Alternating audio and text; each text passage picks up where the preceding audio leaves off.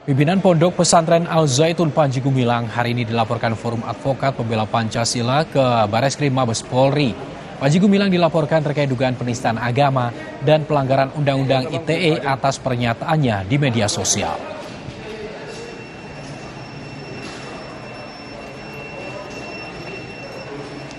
Jadi hari ini kami datang ke Bareskrim untuk menyampaikan laporan polisi karena kami tidak mau ini terus-terusan jadi polemik di media sosial.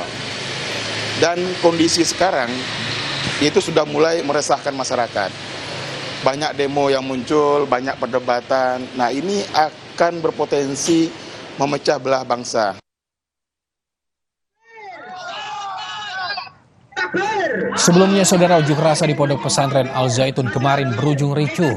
Massa saling dorong dengan polisi di depan pondok pesantren. Di tengah aksi demo ini, pimpinan Ponpes Al Zaitun Panji Gumilang sempat menemui pendukungnya di depan pondok pesantren.